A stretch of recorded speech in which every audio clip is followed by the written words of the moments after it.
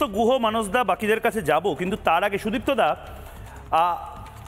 আমি একটু আজকে বোধহয় বেশি বলে ফেলছি, মানে আমি এত বেশি স্বপ্ন দেখছি তৃণমূলের লোকেরা হয়তো হাসবে বা আমাকে পাগল বলবে, ময়ূখ খেপে গেছে আজকে বলবে, কিন্তু বাস্তবে সুদীপ্তদা আমাদের স্বপ্ন দেখাটাকে হ্যাবিট করতে হবে। কারণ আমি যখন বাইরের রাজ্যগুলোতে যাই না, কি পরিমাণ উন্নয়ন, আমি একটা জাস্ট ছোট্ট করে একটা শেয়ার করছি আপনার সাথে সুদীপ্তদা। গ্রেটার নয়ডাতে আমাদের হেড অফিস, রিপাবলিক বাংলার হেড অফিস আছে, সেখানে আমি প্রতি 1 মাস অন্তর অন্তর যখন যাই না, 4-5টা বদলে যায়। মানে আমি যে হোটেলে থাকি সেই হোটেলের জানালা দিয়ে যদি আমি প্রথম মাসে দেখি যে পুরোটা সবুজ ধান ক্ষেত, তার পরের মাসে হয়তো দেখব যে তার পাশে কয়েকটা ফ্যাক্টরি উঠেছে, তারপরে দেখব 3টে বড় শপিং মল। রাস্তাগুলো যেগুলো মাটির রাস্তা, পরের মাসে গেলেই হয়তো দেখব এক্সপ্রেসওয়ে, তারপরেই শুনতে পাই যে একটু দূরে নাকি চাইনিজ যে কোম্পানিগুলো ছিল সব এখন এই মুহূর্তে ইন্ডিয়াতে চলে এসেছে। মানে গা রিডি করে সুদীপ্তদা, কি বলবেন? দেখুন, এখানে কেন মানুষ আসবে, এই যে 3টে প্রজেক্ট হচ্ছে, আমি এটা থেকে শুরু করি।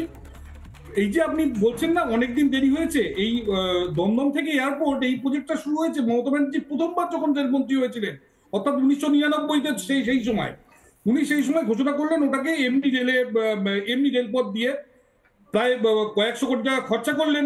তারপর ওই রেলে একটা লোকও ওঠেনি। 10 বছর পর উনি যখন আবার রেলমন্ত্রী হলেন, ওই পুরো ডেকটাকে ভেঙে ওই পুরো টাকাটা খরচা করে আবার নতুন ডেক বানালেন মেট্রো রেলের জন্য।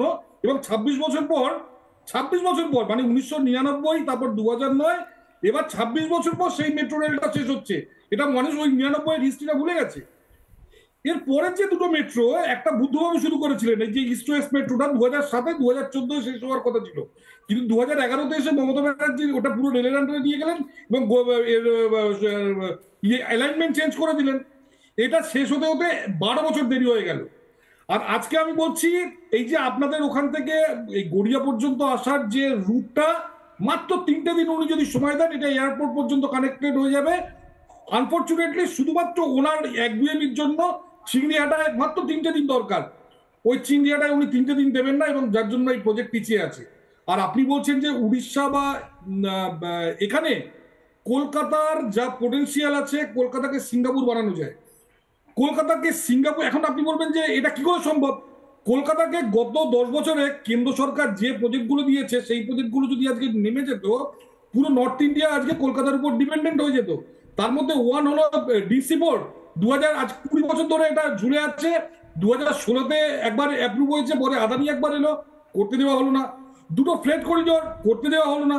নর্থ ইন্ডিয়া থেকে যে রাস্তাগুলো আসছে, সেই রাস্তাগুলোর ডিপিআর তৈরি করা যাচ্ছে না, কারণ বারবার অ্যালাইনমেন্ট চেঞ্জ করতে বলা হচ্ছে, যেটা নাকি আপনার বেনারস থেকে উলুবেড়িয়া আসার কথা। এখানে মানে কাজ হওয়া সম্ভব না।